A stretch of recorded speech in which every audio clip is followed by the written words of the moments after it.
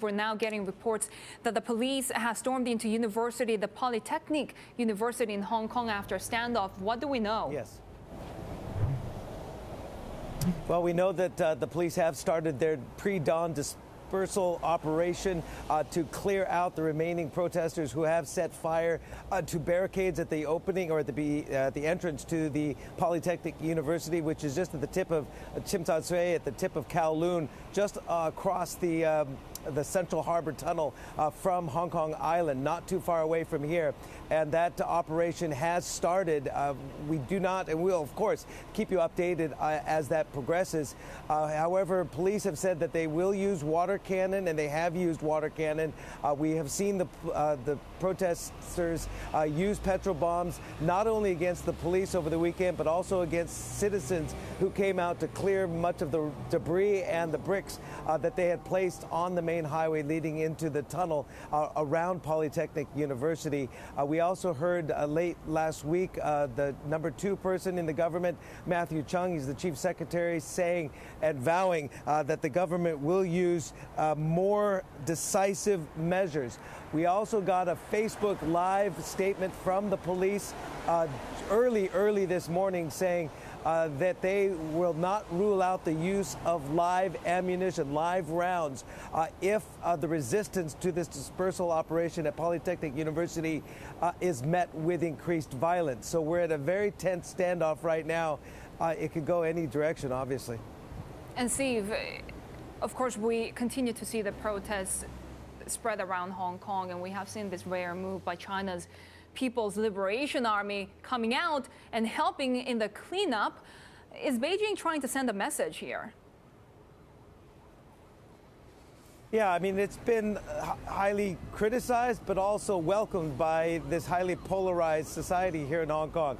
Is it a good thing that you had T-shirted and, non-uniformed PLA soldiers coming out of their barracks in Kowloon Tong to help citizens clear out the rubble and the barricades and the bricks around Kowloon Tong? But others are saying that it's a slippery slope, that once these, obviously we're getting a fire engine just going by right now, as those fires are raging just across the harbor at Polytechnic University. The other side of the story is, while some people welcome the PLA to come out, others are saying that this could be just a step to further soldiers coming out of their barracks in a more decisive and forceful show, if you will. We're simply in uncharted territory right now. The PLA soldiers did come out in the summer of 2018 to help in typhoon cleanup. However, we have not seen them come out in the full uniforms, obviously with arms and with tanks. That is the worst case scenario, if you will.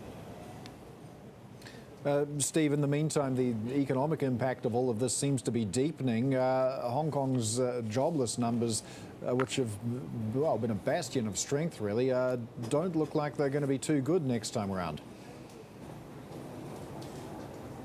Yeah, we're getting the October unemployment numbers later today, I believe. We're expecting a slight tick upwards. It's held steady, I should say. Unemployment rate is held steady at 2.9% since July, but that's a bit of an aberration, I believe, because if you look at the retail and the tourism-related numbers, they are starting to really tick upwards quite significantly.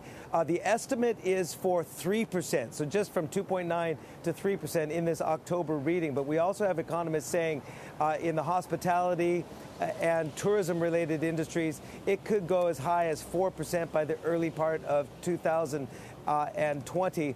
And then other areas, we could see the most hard-hit areas, like in hospitality and retail and in restaurants, go as high as 10% by some point in 2020. If this standoff continues, that could bring the headline number up to as high as 4%. We haven't seen 4% unemployment here in Hong Kong since November of 2010. It doesn't sound like a high number, but for Hong Kong, which prides itself on a very robust service sector, it's really starting to hit where it hurts the most in the pocketbook.